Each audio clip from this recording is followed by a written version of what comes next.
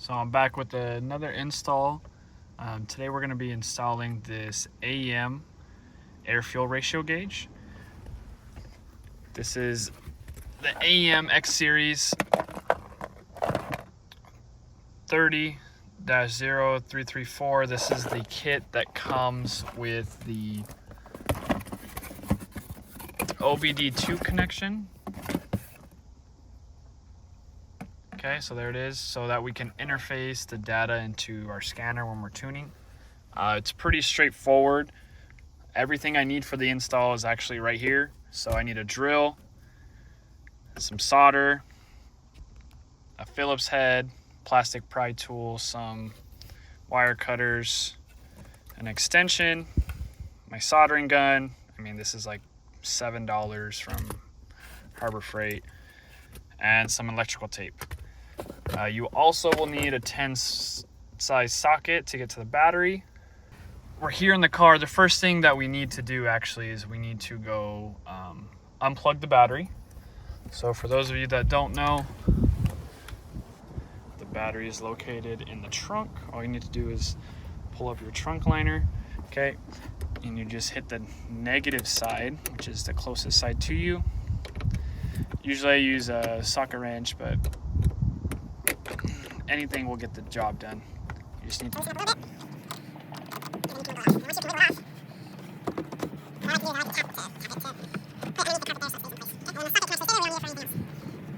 So another thing you need to do is you need to install the actual O2 sensor. For the purposes of this video, it's already installed. It's literally just looks like an O2 sensor, but I can show you the wiring that I have. So if you can see this wire right here, so essentially where it's going is it's going straight down. I have it zip tied so that it's off the long tube headers. And if you undo this brake access, just pops right up. There is a grommet. It's pretty easy to access. Let's see if we can focus in there. Okay, literally you could pull it out with your finger. So there it is right there. You can see I have the whole wire loom right here, just kind of hanging out. Once I'm ready, I will go ahead and thread it through. This is the best way to get it from the firewall or through the firewall into the cab of the car. I'll kind of walk you through. So I'll walk you through what it looks like on the inside. Next step on the install is removing this panel. So you just take your plastic pry tool, and just pops right out. You have two screws, location here, location here. Any Phillips will take it out. Just literally just unscrew those.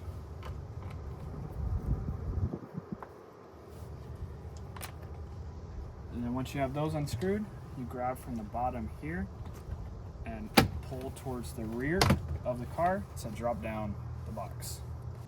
So once you have that popped off, I just go ahead and rest it back in there.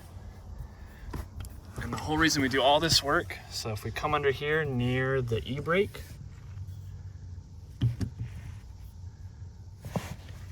so looking up, if you can see that white connector right there, that is the piece that we need. So that's where it comes into when you feed from that side. Okay, so then you just want to pull on it, give yourself some slack, and then just go ahead and pull it through. Now that that's done, it's time to start pulling all this out. So what I'm going to do is I'm actually going to wire it to my cigarette lighter. That way, so my gauge only comes on when the car's on. I don't have to worry about the gauge drawing power and leaving me with the dead battery. So what we're going to do is we're going to pull this panel off. We're going to pull out this section here as well. And then that'll help expose our wire harness for our cigarette lighter. So pretty straightforward. You just popping it out. Just take your time, go around the edges. You don't want to crack or break a panel, but it should come off without that much force.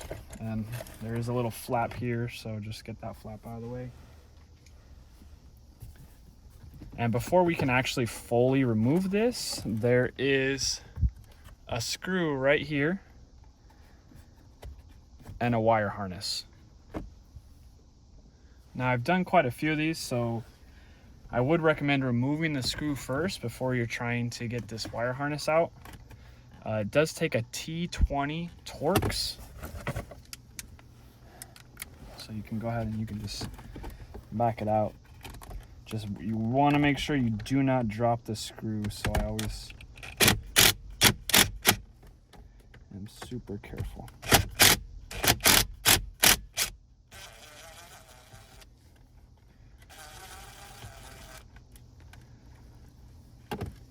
Usually just set that in the cup holder so I don't lose it. And then what I can do now is I can actually slide this off. Comes right off really easy. And then flip it around to give me better access to this harness. It does have a very small clip on there. So you just kind of have to use whatever you have available to get in there, but my pry tool works pretty well. So there you go. So now I can set this off to the side. So at this point here, we have some more screws down here. So we're gonna remove those screws as well. If you have a drill bit, it makes it easier, but I'm just gonna keep it simple.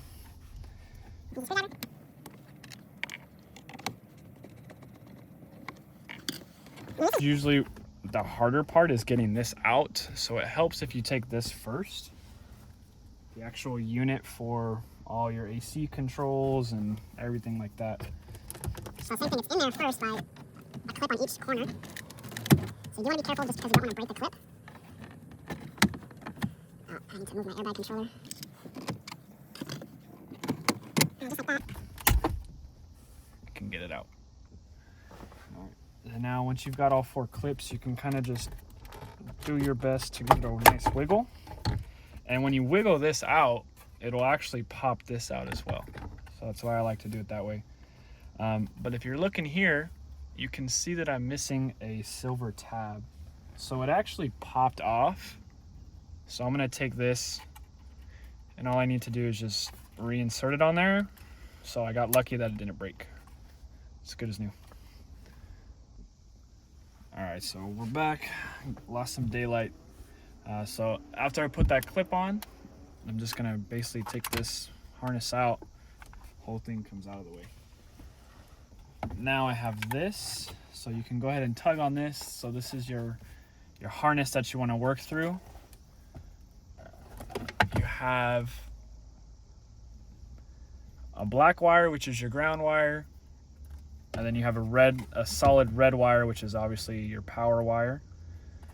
So we're just gonna cut this back and we're gonna tap into these wires. We're gonna get through it. So this is where we're connecting. So I have these here. So I'm basically just gonna connect black to black and red to red. From back here, and I kind of pull up and down through this hole here, just to kind of get everything started.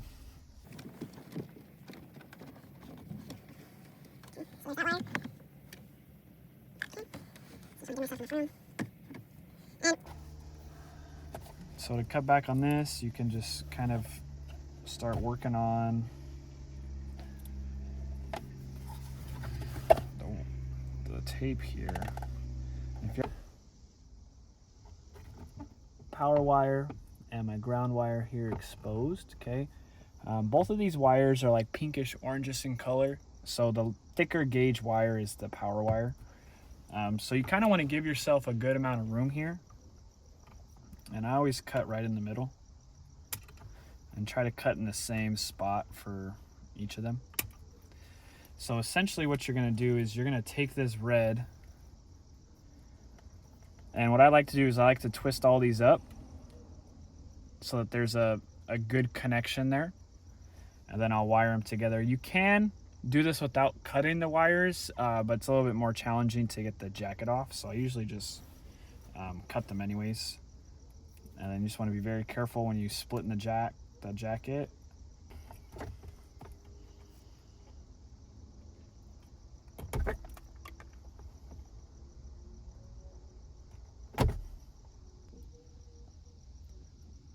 now that my solder connections are complete, I'm just going to go ahead and tape them off and then tape it up, and then we're good to go ahead and plug everything in and get some power.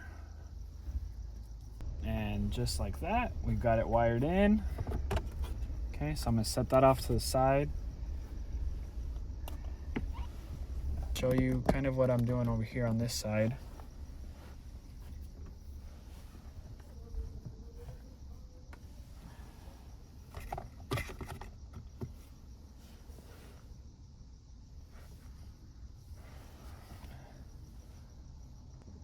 Okay, so here's my actual gauge. Okay, so I have one plug for the bottom. All right, now that I have power back to the car, pushing the ACC button should activate our sensor. Okay, so there we go. So we got it.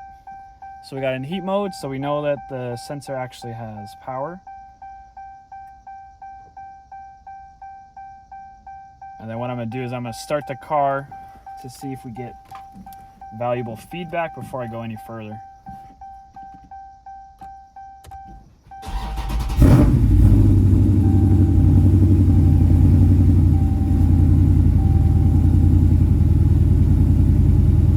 So it is normal for it to take a moment. So boom, we're right at 14.7, which is where we need to be. All right, so I got all of the wires cleaned up for the accessory. So you can see what it is. I kind of coil binded them all back there, and they're zip tied to the metal frame so they don't go nowhere. For the time being, I'm gonna have the cord slip out right under the steering wheel. That way so I can still see the gauge. And it's just gonna hang down below the steering wheel. It'll kind of be out of sight, out of mind. But more importantly, I'm gonna have the OBDII port so that I can interface the data into the HP scanner.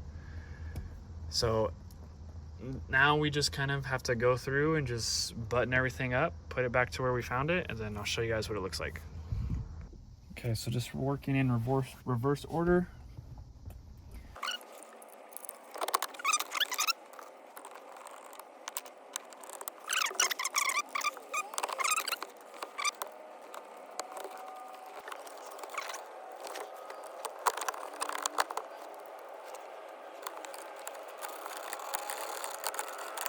Okay, and same thing, it just pops right back into place. Okay, and then, all right guys, so install's complete. I'm out driving the car. So from a driver's view, you can't see the gauge, but if you look down here under the steering wheel, here's where I got it. So let me turn the light on so you can see. So I have it coming just out from the bottom of the steering wheel, and I can even tuck it in there behind the flap so that no one can see it. And I've actually am doing some logging right now just to make sure everything's all good. So I'll set the camera up, we'll do a little pull with the windows down and see how it feels.